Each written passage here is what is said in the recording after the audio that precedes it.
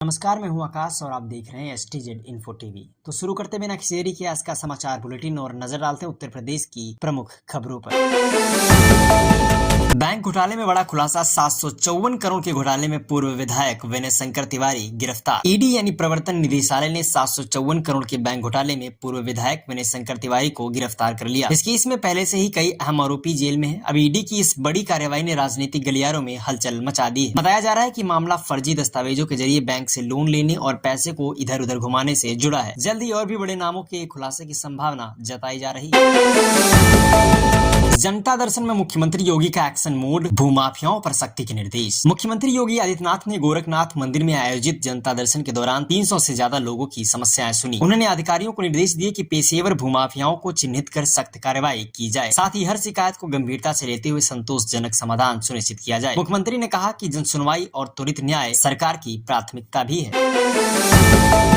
बिजनौर में पति की हत्या के बाद पत्नी ने रचा हार्ट अटैक का ड्रामा। पोस्टमार्टम रिपोर्ट ने खोल दी पूरी साजिश की परतें। उत्तर प्रदेश की बिजनौर जिले से एक चौंकाने वाला मामला सामने आया है, जहां एक महिला ने अपने पति की हत्या की और फिर पूरे मोहल्ले में हार्ट अटैक की अफवाह फैलाकर सबको गुमराह करने की कोशिश की। लेकिन पोस्टमार्टम रिपोर्ट ने उस पूरी साजिश का भंडा फोड़ कर दिया। यह पूरा मामला बिजनौर के नजीबाबाद थाना क्षेत्र के इलदौर कस्बे के आदर्श नगर मोहल्ले का है, जहाँ 29 वर्षीय दीपक कुमार अपनी पत्नी और 1 साल के बेटे के साथ किराए पर रह रहे थे। दीपक रेलवे के कैरेज एंड वैगन डिपार्टमेंट में तकनीकी कर्मचारी के तौर पर तैनात थे। 4 अप्रैल को अचानक उनकी मौत हो गई। पत्नी ने शोर मचाया कि पति को हार्ट अटैक आ गया और तुरंत ही उन्हें डॉक्टर के पास ले गई। लेकिन असली मोड़ तब आया जब पोस्टमार्टम रिपोर्ट में साफ तौर पर यह लिखा हुआ था, मृत्यु हार्ट अटैक से नहीं बल्कि गला घोटने से हुई। रिपोर्ट सामने आते ही पुलिस हरकत में आई और पत्नी से सख्ती से पूछताछ शुरू की गई। पूछताछ के दौरान महिला टूट गई और हत्या की बात कबूल कर ली। मृतक के भाई ने इस पूरे मामले में FIR दर्ज कराते हुए आरोप लगाया कि उसकी भाभी ने नौकरी और फंड हड़पने के लालच में दीपक की हत्या की। अब पुलिस यह भी जांच कर रही है कि क्या इस हत्या में किसी और को भी शामिल किया गया था।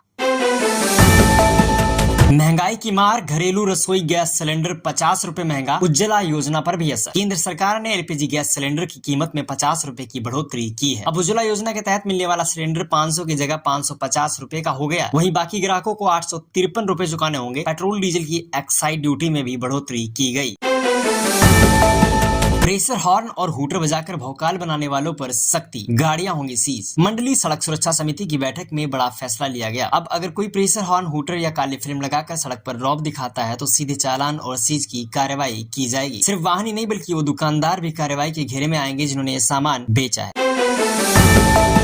बेटे की मौत का सदमा नहीं सह पाई मां, 24 घंटे में तोड़ा दम, दोहरी मौत से गांव में मचा कोहराम। गाजीपुर जिले के मर्दे गांव में दिल को झकझोर देने वाली घटना सामने आई, जहां 22 साल का विजय यादव लीवर इन्फेक्शन से पीड़ित था और इलाज के दौरान वाराणसी में उसकी मौत हो गई। 4 बहनों का इकलौता भाई था विजय। बेटे की मौत का सदमा मां धीरजा देवी सह न सकी और 24 घंटे के अंदर उन्होंने भी दम तोड़ दिया। इस दोहरी मौत से परिवार पर दुखों का पहाड़ टूट पड़ा। गाँव में शोक का माहौल।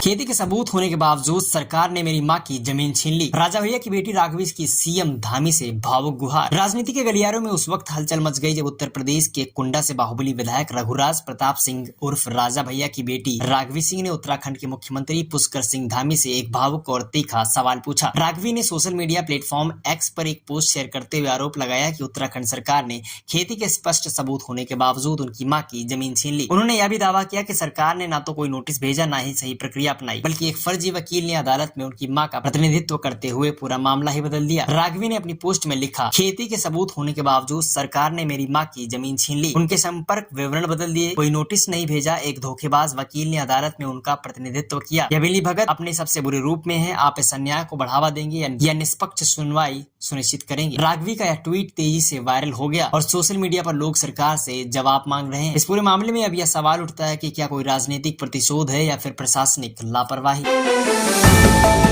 STZ इन्फो टीवी पर फिलहाल के लिए इतना ही। देश दुनिया की हर बड़ी और जरूरी खबर सबसे पहले और सबसे सटीक तरीके से पाने के लिए जुड़े रहिए हमारे साथ। मैं हूं आकाश, फिर मिलूंगा एक नई रिपोर्ट के साथ। तब तक के लिए नमस्कार, जय हिंद, वंदे मातरम।